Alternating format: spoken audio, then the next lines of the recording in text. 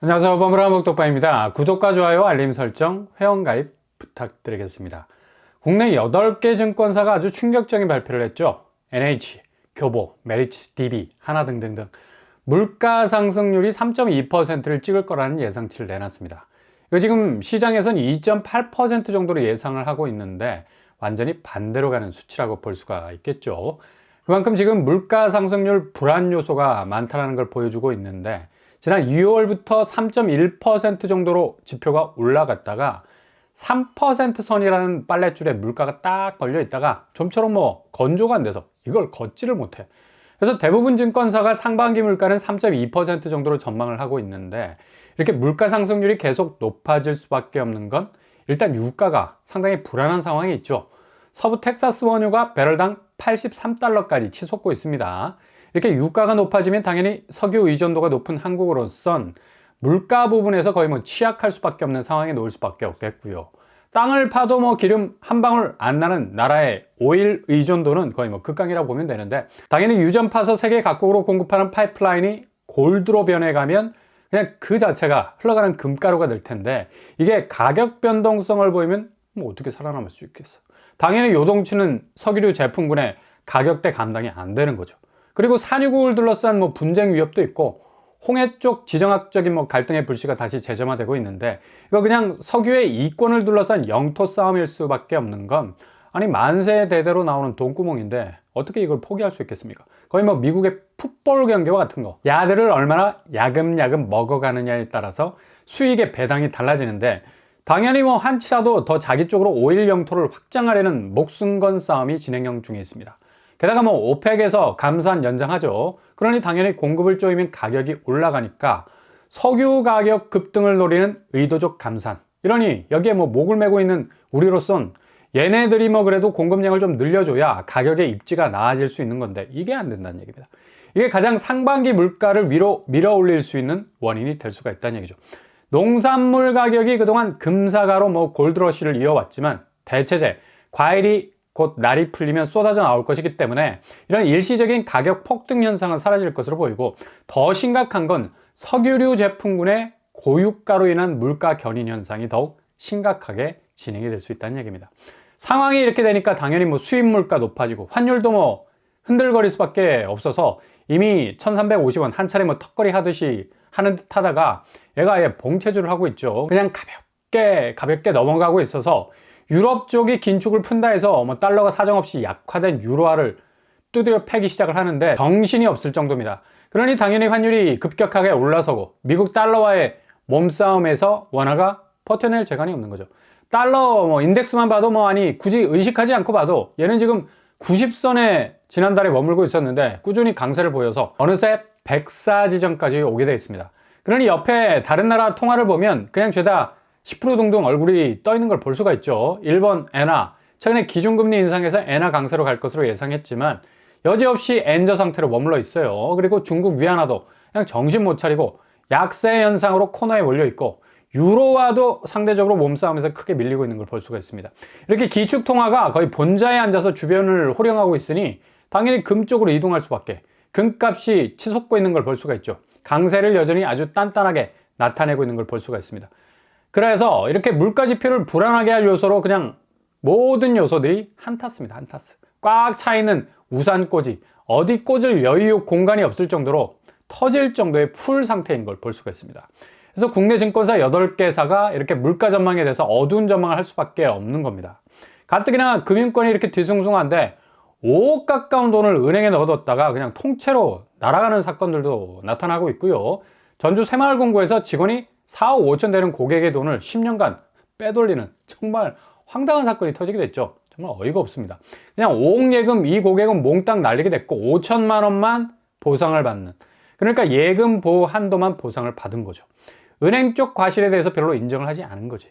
이거 지금 홍콩 ELS도 시중은행이 자율배상을 한다는데 지금 10억을 예금처럼 넣은 분도 있어서 과연 이렇게 예금이 몽땅 날아가는 상황에서 얼마만큼의 보상을 받을 수 있을까? 이렇게 금융권은 수익이 날 때는 한없이 너그럽고 손해가 될 때는 단호하죠. 철저하게 한 푼이라도 손실 안 버리는 스탠스인데 앞으로 이자율도 지금 낮아졌다 하는데 점점 주담대 쪽 금리 엑셀 밟고 있습니다. 이렇게 되면 당연히 이자율, 그러니까 금리로 대표되는 기존의 자본 회수율이 더욱 증가할 수밖에 없는 건데, 당연히 중앙은행의 컨트롤러는 미국 쪽에서 아주 강경한 스탠스로 기조가 바뀌게 될 거고, 어제 PC가 발표가 됐는데 난리가 났죠. 2.8%. 이거 국내에서는 시장 예상치에서 크게 벗어나지 않아서 시장이 환호했다고 하는데, 되게 관점의 차이가 이상하게 커 보입니다.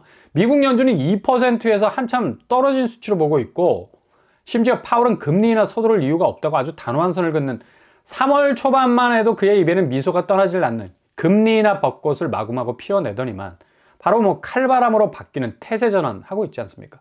이거 되게 심각한 게 뭐냐면, 시장 예상치를 크게 벗어나지 않는 상승률이지만 미국 개인 소비 지출 지수가 이렇게 계속 강세를 보이게 되면 금리 궤적은 다시 바뀌게 될 수밖에 없어요.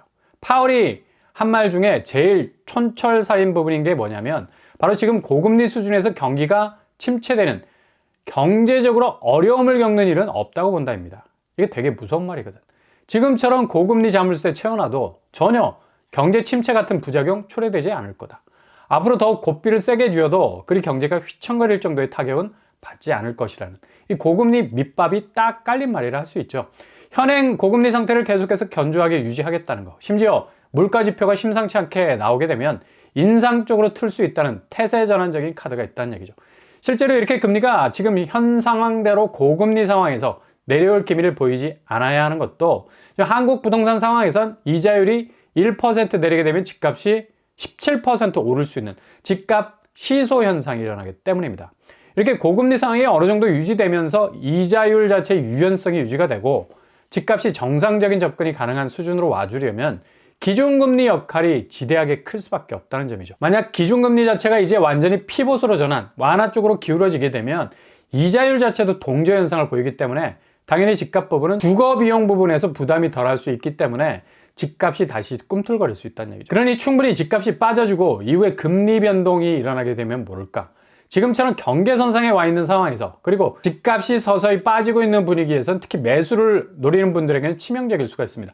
어찌됐든 간에 집값이 상당 부분 뒤로 밀려나고 거의 뭐 역대급 하락으로 갈 수 있는 가능성은 대외 변수가 여전히 그 테두리 안에서 벗어날 생각이 전혀 없다는 거. 그리고 국내 금리 부분도 쉽게 움직일 수 있는 여력도 없다는 얘기죠.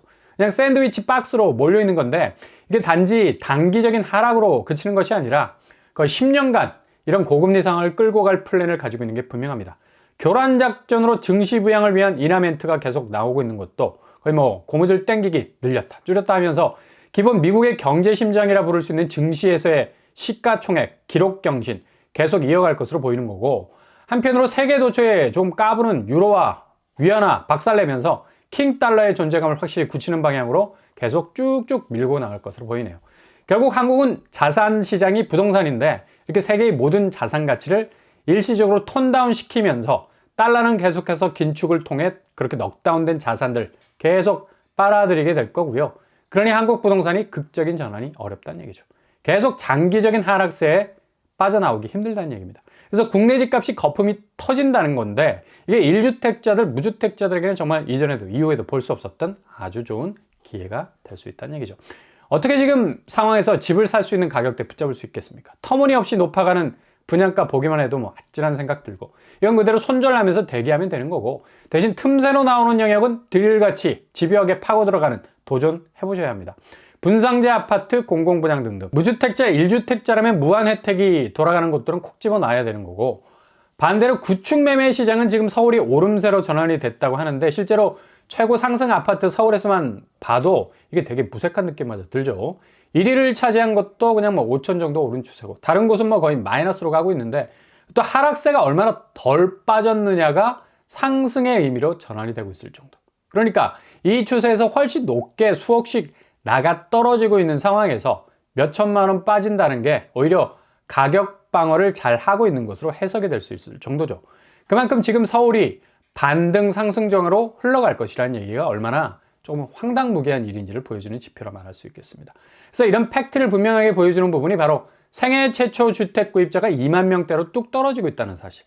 지금 집 사면 큰일 난다라는 위기감이 확대가 되고 있다는 건데, 소유권 이전 등기 신청 현황 보면 매수인은 2만 8천 명대, 생애 첫 집합 건물 매수인이 3만 밑으로 떨어졌다는 사실이죠.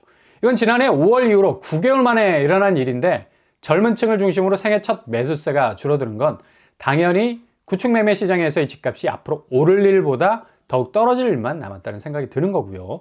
이렇게 떨어지는 자산 잘못 잡았다가 된통 물린다는 생각이 지배적이기 때문에 아예 접근조차를 하지 않는다는 겁니다. KB 통계에 따르면 서울 아파트 평균 매매 가격 11억 9천 수준, 전국 수준이 5억 정도니까 2배 정도 비싼 편이죠. 이것도 10억이 넘어간 것도 기가 막힌 거고, 금리가 내려간다는 착시 현상 잘 안 속고, 어차피 미국이 요지부동이고 장기간 고금리로 끌고 갈 게 분명한데 섣불리 나서지 않는다는 겁니다. 그리고 신생아 대출도 거의 대환 대출 쪽으로 기울어지는 영향도 커서 거래가 좀처럼 붙질 않겠죠. 서울 집값이 11억에서 한참은 좀 내려가야 하지 않겠습니까? 기본 10억이 넘어간다는 건 정말 이건 절망적인 가격인 겁니다. 현실적인 집값 가격대가 거의 불가능하다는 것이 그동안 대세였는데 그 대세가 지금 깨지고 있잖아. 상반기에 확실한 집값 분기점 뚜렷하게 나타나게 될 거고요. 지금 서울 매물량 보세요. 이런 적이 없었습니다. 8만 2천 선에서 그냥 얼어붙어 있죠. 대체로 이렇게 8만 건 정도의 매물이 나오면 7만으로 떨어지다가 6만 갔다가 다시 7만으로 가고 출렁출렁 거리는데, 이렇게 숫자가 붙어 있다는 건 폭증의 전조현상입니다. 그러니까 고민이 그만큼 농축이 돼 있다는 거고, 그렇게 내놓은 매물에 여유가 없다는 걸 의미하죠. 심리를 잘 까봐야 됩니다. 결국 가격 저울질을 한다는 건데, 상황 봐서 이렇게 내놓은 가격표를 뒤집겠다는 의도가 기저에 깔려 있죠. 전체 13만 건, 전월세까지 합치면 거의 전월세 매물도 변동이 없으리만큼 쏟아져 나온 매물에는 변동성 없습니다. 앞으로 수치가 급등할 가능성 아주 많다는 얘기고요. 10만 건은 기본 터져 나올 것으로 보이네요. 거래량도 이를 넘어선다고 설레발을 치더니만 그냥 중순 들어서면서 거래량이 거의 정지 상태. 화들짝 놀란 것처럼 그냥 거래 숫자가 넘버링이 스탑이 되더니만 결국 오늘 3월 31일 마지막 날인데 2월 거래량은 2,492건으로 마무리가 될 것 같습니다. 신생아 대출을 통한 거래량 숨통 트이기도 미진한 것으로 보이고요. 결국 이렇게 매물 적체 거래량 부진이 지금 집값이 현장에 가면 호가카드로 버티기를 한다는 것이 매수자로 하여금 실망감을 느끼게 하는 것이 아니라 결국 이마저도 오래 버티질 못한다는 급박함이라는 걸 안다면 안 기다릴 이유가 전혀 없다는 얘기죠.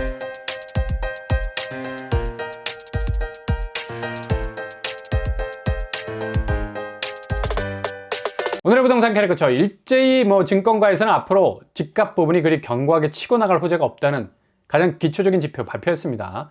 이건 8개사가 이례적으로 발표를 한 것으로 아주 뚜렷한 상반기 집값 하락의 신호탄이 될 수 있을 것 같이 보이네요.